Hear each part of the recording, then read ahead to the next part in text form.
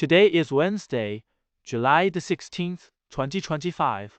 Welcome to today's news. Imagine a world where the world's largest economy, the US, is playing a high-stakes game of chess with its trading partners. Right now, that game is being played by Donald Trump, who's shifting the rules on tariffs and trade deals. New Zealand, a country that relies heavily on exporting goods like beef and wine, is watching closely. A delay in the deadline for these tariffs, pushing it to August the 1st. But what does that mean for New Zealand? Some experts say the country might not be as vulnerable as it seems.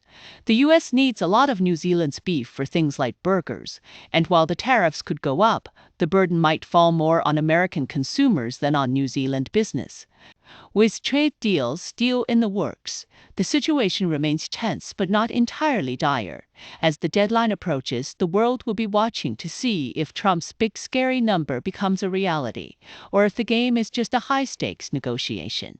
OpenAI is set to launch a new browser, led by Kiwi developer Ben Gudger, which could challenge Google Chrome's dominance. The browser integrates AI directly into the browsing experience, allowing users to ask questions and get instant answers where also in tab. However, the rise of AI browsers raises concerns about privacy, data, security, and the high costs of running these systems.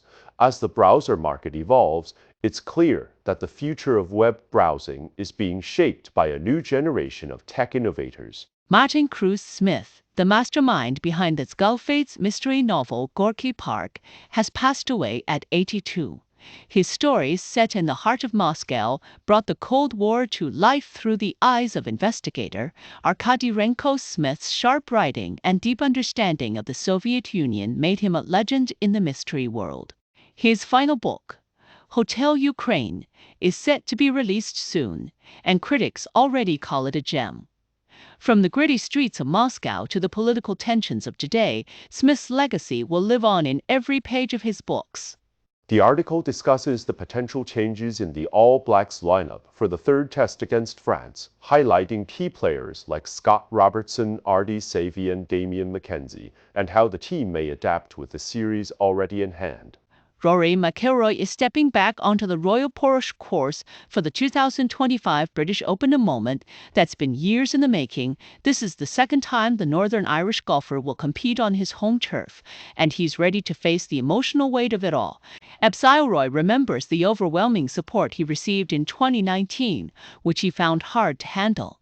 But this time he's determined to embrace the crowd's energy and use it as motivation. After a tough patch following his Masters victory, McIlroy is feeling more confident than ever, especially after a strong showing at the Scottish Open. With the Open Championship just around the corner, fans are eager to see how McIlroy will perform on the links of Royal Portrush. This isn't just another tournament, it's a chance to turn personal history into a powerful performance on the world's biggest stage.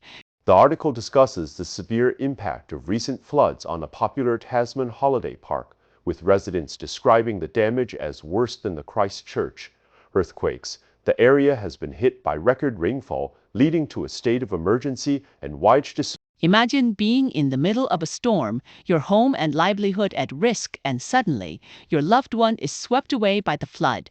That's the reality for Jamie Hoofington, a farmer in the Motueka Valley.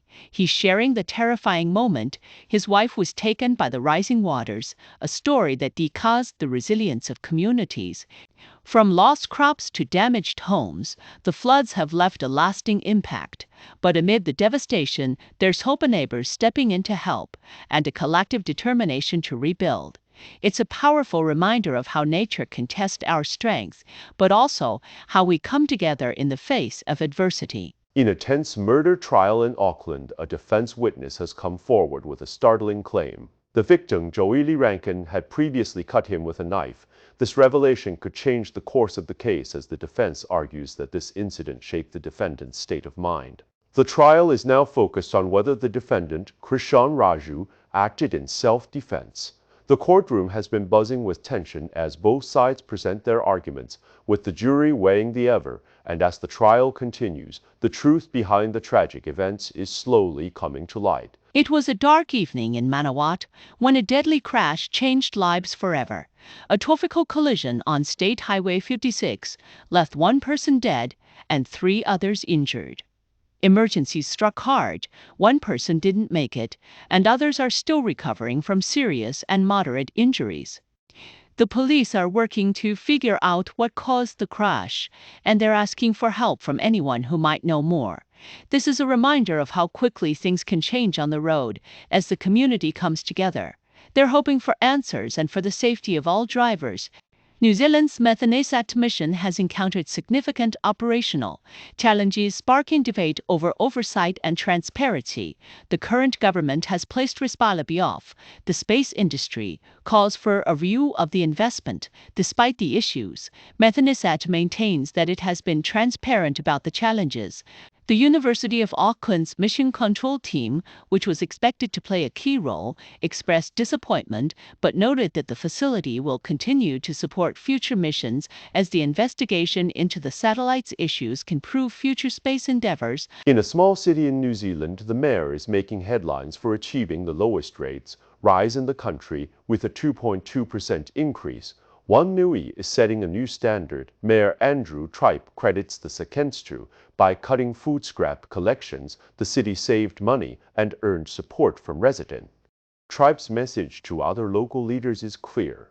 Stop making excuses and start making plans. His approach shows that with determination and focus, even small towns can lead the way in efficiency and cost savings. As climate change continues to shape our world, New Zealand's 2 main political parties, National and Labour, are finding common ground on a pressing issue: how to handle property buyouts after extreme weather events. They're pushing for a long-term fair approach that involves everyone, homeowners, local councils, and the government.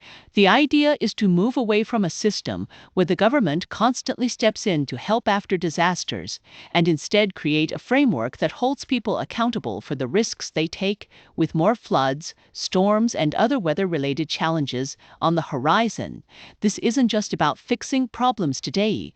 Imagine the sudden chaos of a mini tornado. Tearing through a peaceful campsite in Northland, a man in his 80S found himself trapped in his campervan as the storm flicked it over, sending another campervan flying into a tree.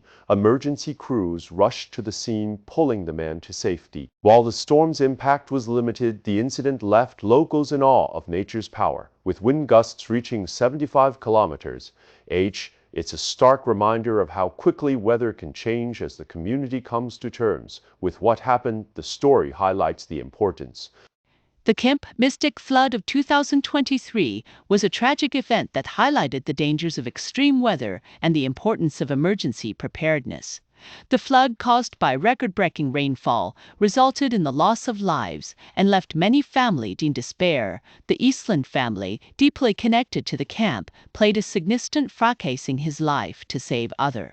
The incident also exposed gaps in the local response, raising questions about the effectiveness of emergency communication and the need for improved infrastructure in flood-prone areas. The Cook Islands are about to celebrate 60 years of self-governance in their unique relationship with New Zealand, but this year's Constitution Day celebrations will be different. Key New Zealand leaders, including Prime Minister Christopher Luxon and Foreign Minister Winston Peters. Earlier this year, New Zealand paused $18 million in development funding to the Cook Islands after the government signed agreements with China. The move was seen as a response to concerns about the lack of consultations, while Governor-General Dame Cindy Kiro will represent New Zealand. Historically, high-level visits have been a symbol of the close ties between the two nations.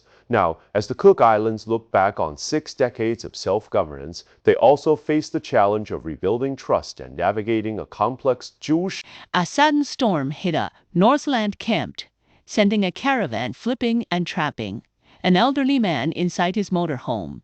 The event, described as a mini tornado, left campers in shock and caused widespread damage. Witnesses said the storm started as a waterspout and quickly turned chaotic, slipping via turd. An 80-year-old man was trapped for over an hour before firefighters managed to rescue him.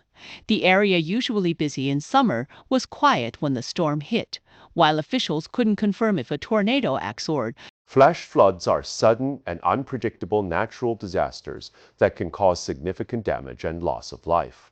While New Zealand is not as prone to flash floods as some other regions, they can still occur, especially in areas with steep terrain or poor drainage, experts implored. Although predicting flash floods is challenging due to their rapid onset, better warning systems and land use planning can help reduce the risks. As climate change continues to influence communities across the country, The peaceful seaside suburb of St. Clair Dunedin is quietly becoming a little piece of Italy.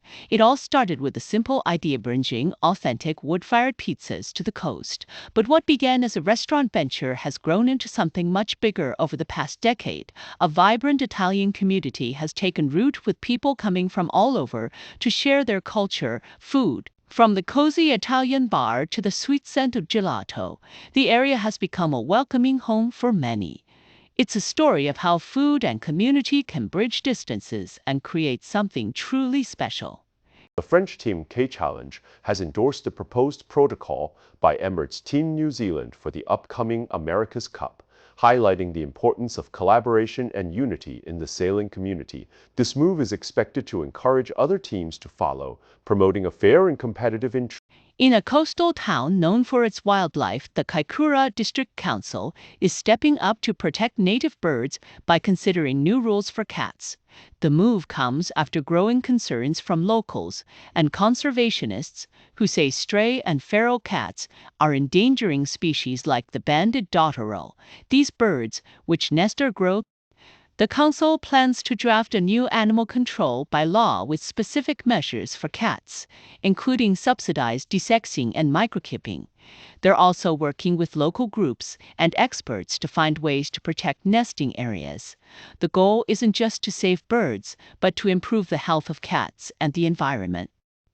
As the council moves forward, they're focused on education and community involvement, making sure everyone plays a role in protecting this unique ecosystem. Labour MP Pini Henare is defending his bid for the Te Makara by-election amid criticism from Te Mori, who accused Labour of being greedy and undermining Maori representation. Henare, a former MP for the region, has dismissed the claims as unfounded. He pointed out that Te Mori President John Tamiheri had previously failed to win the seat in 2005 and 2020, suggesting it was a bit rich for him to question Henare's motives. The by-election, triggered by the sudden death of Timaki Makarau, Kemp narrowly defeated Henare in the 2023 general election, and Labour requested a recount that slightly increased her Lidi Kaipara as its candidate, and Kiri Tamihera Waititi, wife of co-leader Rory Waititi, has been vocal on social media, calling a vote for Henare at the Waititi.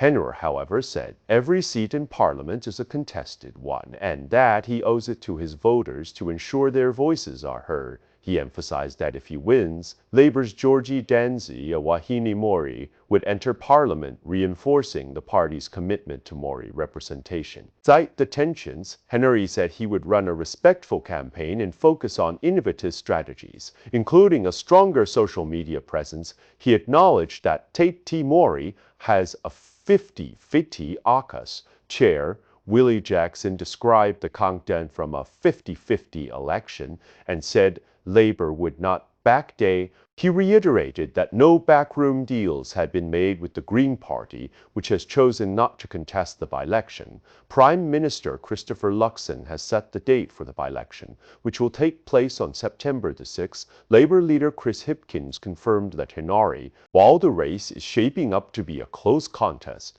both parties are positioning themselves for a strong campaign. Henare's experience and Labour's ground game are seen as key assets, while Te Mori's focus on Maori representation and grassroots support. Imagine waking up to a thick blanket of fog and suddenly your travel plans are thrown into chaos. That's exactly what's happening at Christchurch Airport right now. The South Island is under a foggy spell that's causing big problems for airlines and passengers alike. Flights are delayed, some have been cancelled, and others have had to take a detour to Wellington.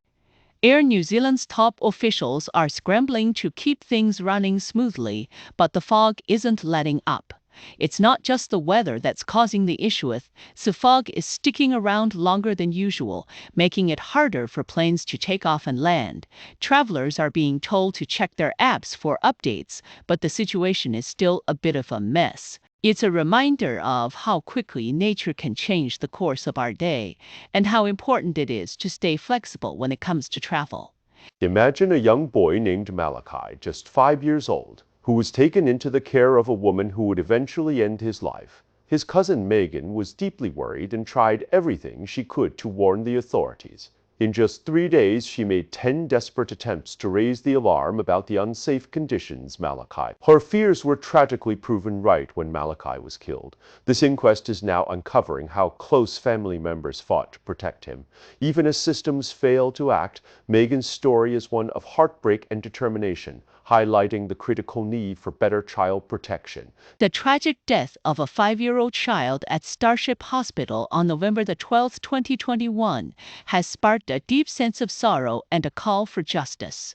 The child, who lived with a care bar in a cabin in Tapuna, was found to have suffered severe injuries that led to their untimely death. This heartbreaking incident has raised concerns about the safety and well-being of children in care, prompting a thorough investigation into the circumstances surrounding the child's death. The community is grieving, and there is a strong desire for a compassion and the process as the investigation unfolds. The focus remains on ensuring that such a tragedy, the caregiver's home, a place that should have provided safety and love, now stands as a somber reminder of the importance of child protection and the need for vigilance in safeguarding the most vulnerable members of our society. Imagine this. A routine traffic stop in Northcote turns into a major discovery. Police pulled over a BMW and found a loaded shotgun, 50 rounds of ammo, and a stash of meth. The driver, a 22-year-old, is now facing serious charges. It's a stark reminder of the dangers that keep communities safe. This case is not just about one incident. It's a conversation about crime control and the impact on everyday life. In a move that's stirring up a lot of conversation, New Zealand's local government minister has proposed a new bill that would strip away 4 key well-being provisions from the Local Government Act. The goal, according to the minister, is to get councils back to basics things like roads, water, and waste management. He says the changes are about bringing more transparency and value for money, especially at a time when people are feeling the pinch of rising living costs. But not everyone's on board. Some are worried that removing these provisions could affect vulnerable communities like Maori and Pacifica groups PALM, and the debate is just getting started. New Zealand's Commerce Commission has taken a bold step by taking legal action against Foodstuffs North Island and its subsidiary Gilmore's Wholesale, accusing them of engaging in behavior that stifles competition in the grocery market. The case has drawn strong support from key government to ensure fair play in the supermarket sector. The allegations center around a supply agreement that allegedly blocked a competing supplier, raising concerns about the long-term impact on prices and business opportunities, while the grocery giant denies an ongoing struggle to maintain a level playing field in an industry that has faced scrutiny for years. As the case moves forward, it could set a significant precedent for how competition is handled in New Zealand's retail landscape.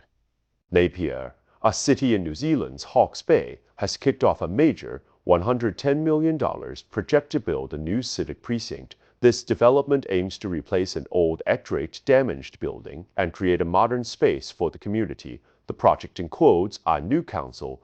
Deputy Mayor Annette Brosnan is optimistic about the benefits, and the site is already buzzing with activity. The project is expected to bring jobs and a renewed sense of community to the area. The transformation is said to be a visible and exciting change for Napier. David Seymour, the Deputy Prime Minister of New Zealand, has agreed to withdraw a letter he sent to the United Nations following a conversation with Prime Minister Christopher Luxon. The letter had criticized the UN's stance on the government's Indigenous rights record, sparking a debate over the role of different ministers in foreign affairs. Luxon emphasized that the Foreign Minister, Winston Peters, should handle responses to the UN, not other ministers. Seymour acknowledged that he had been too quick to send the letter and agreed to withdraw it, allowing the government to issue a unified response and coordination in handling international relations. The article discusses new evidence suggesting the CIA's potential involvement in the JFK assassination to George Joannides, who had contact with Lee Harvey Oswald. The documents reveal that Joannides, referred to as Howard by an anti-Castro group, may have played a role in the events. This has sparked renewed debate about the CIA's transparency and the possibility of a cover-up. Researchers and historians are now questioning the true extent of the agency's involvement in the events that transpired. It was a day that changed a family's life forever. Simranjit Singh, a software developer from India, was driving his family on a highway when his car veered off the road and crashed into a van. The crash took the lives of his wife and young son, leaving his daughter with severe injuries. The tragedy shook the community. During the court hearing, he spoke of the pain that follows him every day. The judge acknowledged the devastation and handed down a sentence that included supervision driving, disqualification, and a small reparation payment. The incident has sparked conversations about road safety and the lasting impact of a single moment on a family's future. Auckland is at a crossroads, facing pressure to modernize its transport and housing systems to keep up with global cities. A new report shows the city is more car-dependent and has less dense housing than its peers, which is holding it back. Experts say the lack of mixed housing and limited transport options are major issues.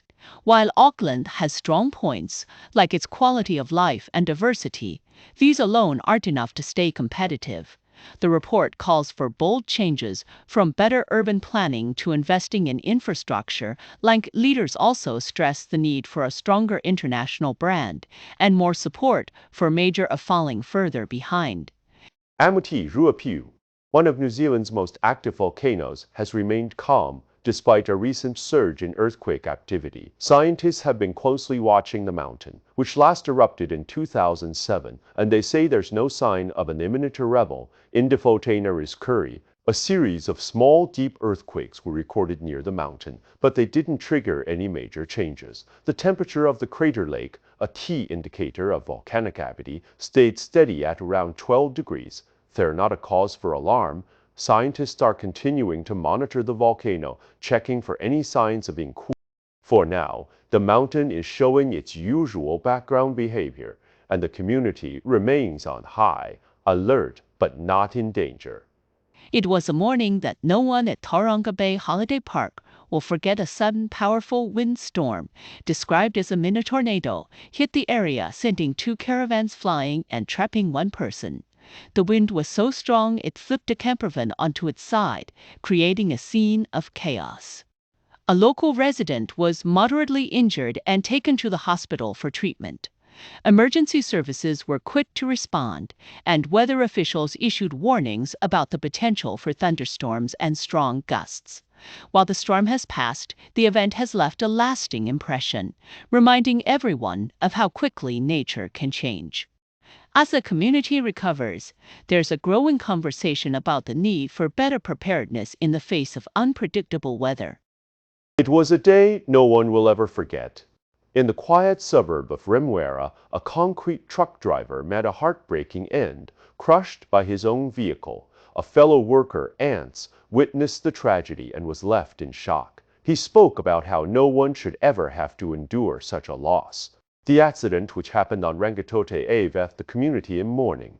Ants, a local pool worker, shared his grief, remembering the driver as a father and a friend. His message was simple yet powerful. Cherish every moment with your family because life is short and your time could be up at any moment. Emergency services rushed to the scene, but the damage was already done. The incident has sparked a conversation about safety in the construction industry, and people are now calling for better measures to prevent such tragedies in the future. In a quiet town near Oklahoma City, a farmer's life was tragically cut short when he was attacked by two water buffaloes he had bought just a day earlier. The animals, known for their strength and unpredictability, became aggressive and overwhelmed the farmer, who was unable to escape despite being an experienced cattle handler. The incident shows how even the most seasoned farmers. The attack left the community in shock and raised questions about the risks of raising exotic animals. As authorities investigate, the story highlights the unpredictable nature of wildlife and the importance of safety when working with animals. In a major move, New Zealand's local government is set to undergo a significant change as a new bill is introduced to remove specific well-being provisions from the theme. The goal is to refocus councils on their core responsibilities such as roading infrastructure and waste management. While some see it as a necessary step to improve efficiency, others worry about the impact on vulnerable communities. As the debate unfolds, the outcome could shape the future of local governance in the country. Auckland, once a thriving city, is now facing a slowdown in its economic growth, putting it at risk of falling behind other cities of similar size and status. A recent report by Deloitte highlights the challenges occurs for transportation. The report compares Auckland to cities like Vancouver, Portland, and Dublin, showing that the city is not keeping up with its peers. Experts warn that without significant changes, Auckland could continue to fall behind in key areas like innovation, productivity, and transport options, and a stronger focus on e-control. While Auckland still has strengths in areas like quality of life and cultural diversity, these alone aren't enough to sustain long-term growth. The report suggests that with the right strategies, Auckland can still catch up and become a more dynamic and efficient city. As New Zealand's population gets older, the central bank is thinking about how its policies might need to change. Older people tend to save more, which could mean less demand for loans and goods, putting downward pressure on interest rates. That could mean the Reserve Bank might have to lower rates more than usual to keep the economy. They're also thinking about what happens if that's not enough, maybe even printing more money like they did during the pandemic. The Bank of Japan has been doing something similar for years. The report also looks at how an older population could affect things like housing prices, investments, and even how the government. While there are risks, the bank says they can prepare and adjust their rules if needed. It's a big shift, and the effects might take time to show, but the Reserve Bank is already thinking ahead. Jonathan J. Moran, a well-known entertainment journalist, has stepped into the spotlight with a new book that reveals his personal struggles with mental health. Titled Mental as Anyone, the book is a heartfelt and honest account of his journey, filled with both pain and hope. He discusses everything from the sexual abuse he endured to his battle with depression, and even shares stories of his encounters with celebrities. Despite the challenges, JMO is proud to be honest and to go against the traditional harden-up, blokey culture. The book also includes lighter moments, such as his experience with Rory. JMO admits that relationships aren't always easy, but he feels that Alex makes him feel complete. Ultimately, the book is a testament to the idea that nothing is perfect and that everyone is a work in progress. Mental as Anyone is published by Wiley and is available. It was just after midnight when police in Auckland's North Coast pulled over a BMW on Ocean View Road. What they found inside was shocking: a loaded sawn-off shotgun, 50 rounds of ammunition, and several bags of methamphetamine. The 22-year-old driver was arrested and charged with multiple offenses. This dramatic stop shows how police are working around the clock to keep communities safe. The discovery of such dangerous items not only prevents potential harm, but also sends a strong message against crime. It's a reminder that even in the quietest hours, law enforcement's always on the lookout. and the outcome could set an important proverb. The Tasman district has been hit hard by recent floods, and locals are pointing to falling trees as the main cause of damage, not the usual forestry slash. A top forestry leader, Elizabeth Heeg, is working with communities to address the crisis. She says the damage was mainly from growing trees that fell, not from leftover branches. The floods have left thousands of hectares of pine plantations destroyed, and the cleanup is huge. Some areas are still without power, and sewage issues are making things worse. Higg is pushing for better forest management to deal with future storms. Meanwhile, the community is struggling to get back on their feet, with many still unable to return home. The focus now is on recovery and making sure the region is better prepared for what's to come. MediaWorks has made a major move in the outdoor advertising sector by securing a series of high-value contracts with Auckland Transport. The deals, worth over $350 million over the next decade, will see MediaWorks manage advertising across AT's buses, billboards, bus shelters. The new agreement, which will take effect on October the 16th, marks a significant shift in the industry. In June 2025, the New Zealand property market showed a mix of stability and regional growth. While the national median price stayed the same, some areas like the West Coast and Southland saw big jumps in prices. The market was steady overall, but there were clear signs of change in different regions. Sales went up, and more people were buying homes, especially in places like Gisborne, Southland, and Marlborough. However, buyers were being more cautious, taking longer to decide, even though there were fewer new listings. The number of homes on the market increased slightly. This mix of trends shows that while the country as a whole is steady, Imagine opening a package of chocolate sponge cake only to find it filled with hundreds of tarantulas instead. That's exactly what happened at a German airport, where customs officials uncovered a bizarre smuggling operation. A shipment from Vietnam had a strange smell that ticked off the team, leading to the shocking discovery. The 1,500 tarantulas were hidden in plastic containers inside cake boxes, a move that not only violated customs laws, but also raised serious questions about animal treat. Many of the spiders didn't survey the journey. The incident has sparked a criminal ventures for care. as the All Blacks gear up for their final test against France, the team is set for a fresh lineup coach. Jason Ryan is hinting at some big changes, giving younger players a shot at the spotlight. With high attrition rates and a need for fresh energy, the team is looking to mix things up. Players like Brodie, McAllister, and Anton Leonard-Brown could make their debut, bringing a Chiefs-like feel to the squad. Meanwhile, Seville Reese is ready to return. The team is preparing for a tough challenge from the French side. The game in Hamilton is already sold out, showing the excitement around this match. After this, the All Blacks will take on Argentina in the Rugby Championship, looking to build momentum for the 2025 season. Auckland's general practitioners are seeing a big rise in patients coming from overburdened hospitals, with winter illnesses hitting hard, emergency departments are. Meanwhile, nurses in North Shore say early discharges from hospitals are making it harder to provide care. The situation isn't just about the flu, it's part of a bigger problem with staffing and resources in the healthcare system. Health officials say no one is being turned away, but the pressure is clear. As the demand keeps growing, GPS and community services are feeling the strain more than ever.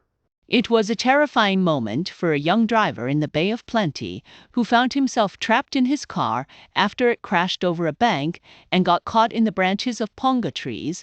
The car was hanging just above a stream, and the driver was stuck for about 30 minutes before rescuers arrived. Thanks to the quick actions of bystanders and emergency crews, he emerged unharmed. The incident serves as a reminder of how unpredictable road conditions can be and how important it is to stay alert. While driving, the driver was lucky the trees were there, and now the police are looking into what caused the crash. It's a story of survival, teamwork, and the unexpected ways nature can intervene in a crisis. A big police operation has taken down 19 members of the Hells Angels, shaking up the local crime scene. This was part of a year-long effort that started in March, with police working hard to track down the gang. They found a lot of drugs, cash, and even some guns. The The police say this is a huge win for the community, but they also know that the real work starts now helping the people who were affected by the gang's actions. There are plans to start new programs to help people struggling with drug use. The arrests are just the beginning of a bigger fight against organized crime. Imagine the heartbreak of losing a loved one, already a tough time, but now you're facing a bill that just keeps getting bigger in New Zealand. The cost of saying goodbye is on the rise, and it's hitting families hard. South Wairarapa is the cheapest place to die, but even there the costs are climbing. Neighboring areas are seeing steep increases, with some places charging over $7,000 just for a burial. The WINZ funeral grant, meant to help, isn't keeping up with the rising costs, leaving many families struggling to afford a basic farewell. Experts are calling for a review of the system, saying it's unfair and not fit for purpose. As the funeral industry grows, so do the challenges, and with it, the need for better support for grieving families. In New Plymouth, a bold new plan is taking shape to reshape how the local council spends its money. The goal, to save money, support more businesses, and create a greener, more inclusive community. A new procurement strivings while also addressing long-term cultural and environment. Council members are cautiously optimistic, but they know the real test will come when the plan is put into action, with a focus on local businesses and a commitment to fairness. This could be a game changer for the region. As the council moves forward, the challenge will be balancing cost savings with the values that make the community strong. A doctor who treated Malachi Subs, a 5-year-old boy murdered in 2021, has revealed that the systemic failures in child protection were not an anomaly, but rather a routine occurrence. Into Malachi's death continues, highlighting ongoing issues in how child abuse cases are handled in New Zealand. Imagine a small town where the only chance for young people to gain skills and find work is about to disappear. That's the situation in South Waikato, where the local mayor is fighting to save a crucial training center. He says closing it would trap the community in a cycle of poverty. The center, built with millions in funding, has been a lifeline for job seekers. But now, the college running, it is saying it can't afford to keep it open. The mayor is worried about what this means for the future of the area. With the local paper mill already gone, this could be the final blow. The question is, can the town find another way to keep its people employed and hopeful? Imagine this. A luxury hotel in Queenstown, known for its breathtaking views and high-end experiences, found itself in hot water over a unique dining package.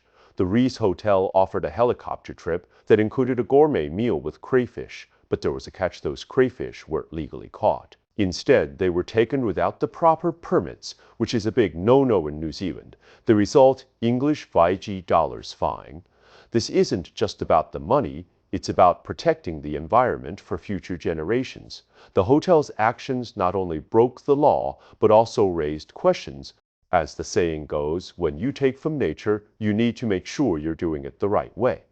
This story is a reminder that even the most luxurious of experiences must respect the laws that keep our natural resources safe and sustainable.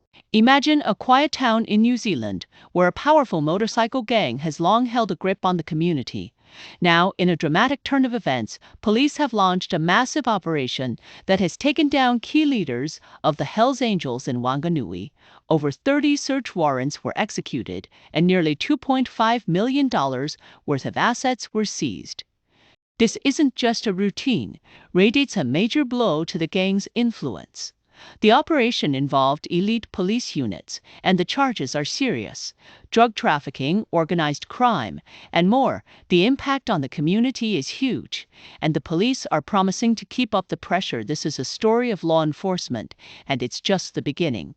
Imagine a scenario where big supermarkets work together to control the market, keeping prices high and choices limited. That's what the Commerce Commission is accusing foodstuffs. Nor has the companies blocked a supplier from selling directly to a hospitality business. This could be a major case in New Zealand's competition law, with big fines if found guilty. The case highlights the ongoing battle between big businesses and fair market practices, and it could set a new standard for how supermarkets and suppliers interact in the future. In a bold move against organized crime, Police in Wanganui have taken down key members of the Hells Angels, charging 19 people with serious offenses like drug trafficking and money laundering. The operation, which lasted over a year, involved a massive effort with search warrants.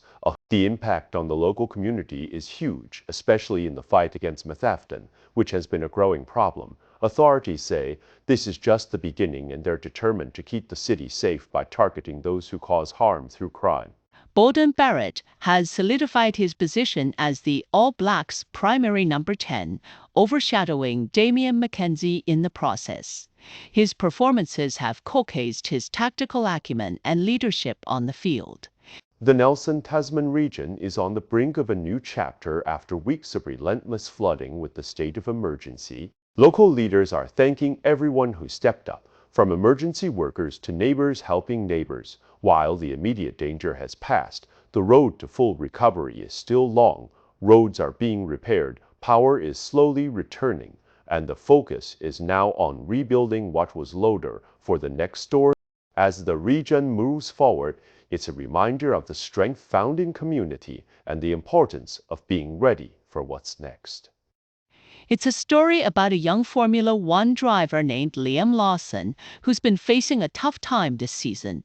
But here's the twist: has a friend and former teammate Nick Cassidy who's standing by him.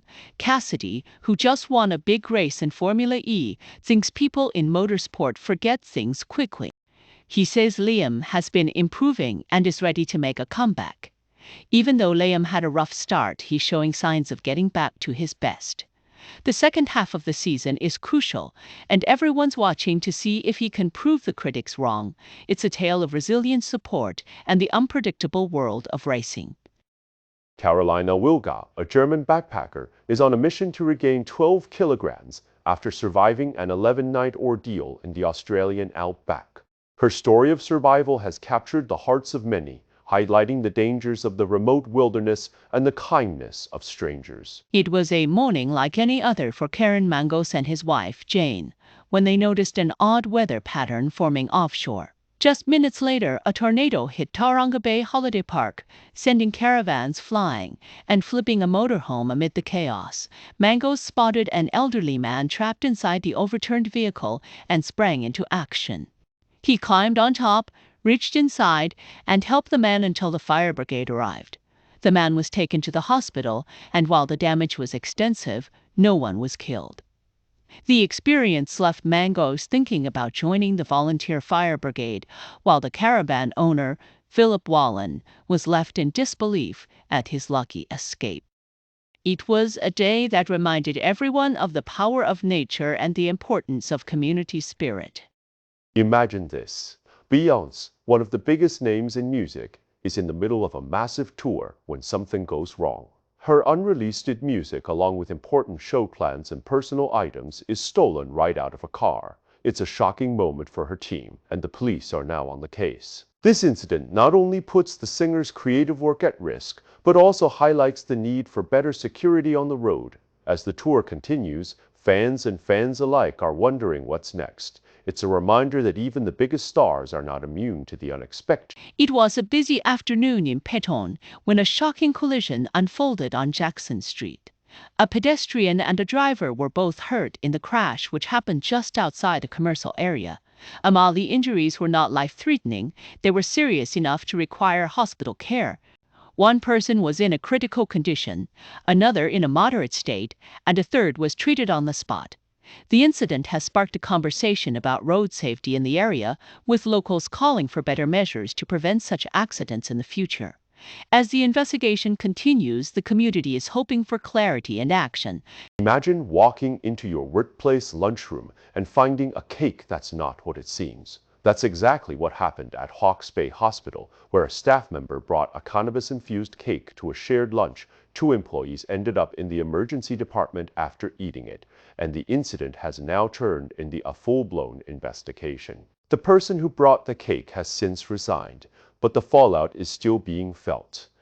Health officials and police are now looking into what happened, with the Minister of Health calling the incident unacceptable. It's a stark reminder of the importance of workplace safety and the need for clear policies. As the investigation continues, the hospital and health authorities are under pressure to ensure such a situation never happens again.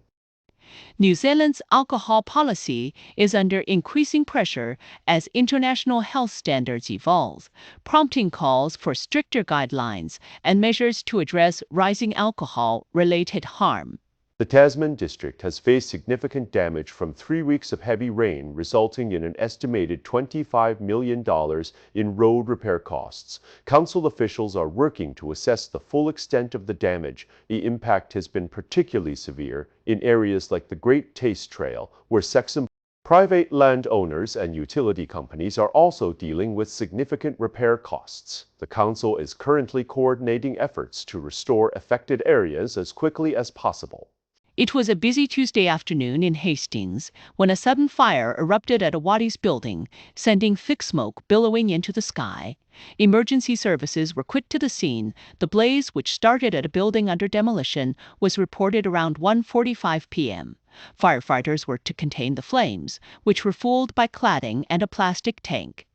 Fortunately, no one was injured, and no one was inside the building when the fire broke out. The area was quickly secured, and officials are now investigating the cause. Locals were advised to keep their distance, and the situation continues. The community watches closely, hoping for clarity on what caused the unexpected fire.